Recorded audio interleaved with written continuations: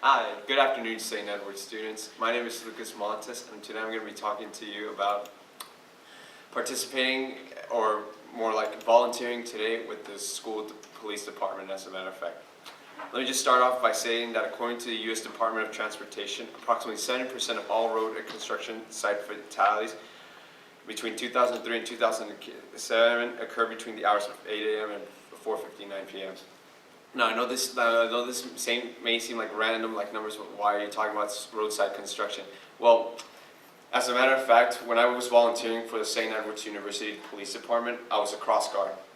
And you cannot believe how many times people do not respect the signs. You have no idea, literally, the amount of times that I was almost ran over. Just standing there in my orange vest, looking out towards the cars and just saying, why?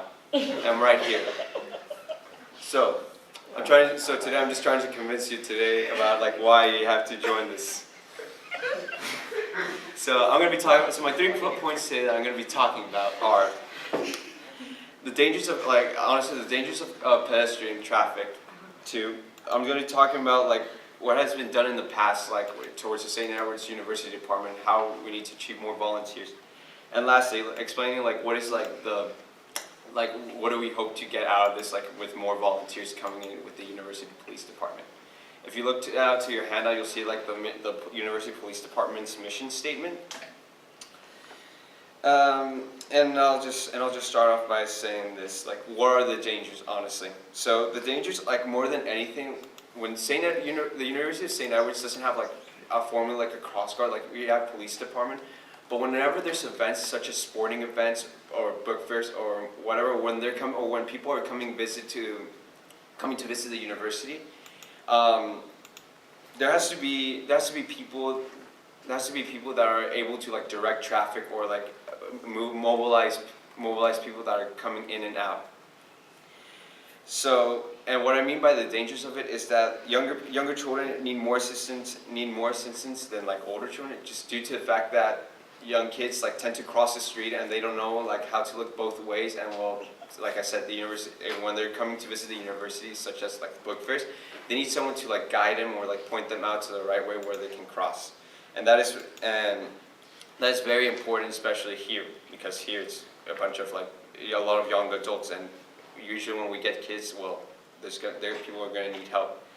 Another thing that also happens though is that with fatalities, that in 2012, like there was a rising trend. There was 4,743 fatalities from pedestrian traffic. Just people like not being careful or just like not watching out for like those who are crossing, and that's very very sad, especially just not being aware of their surroundings. My next point that I'm going to be talking about is like what has been done in the past at St. Edward's, and like how do we keep people straight. Anyways, as I said, like St. Edward's was just like lacking volunteers. The university department always needs volunteers, especially when these events occur.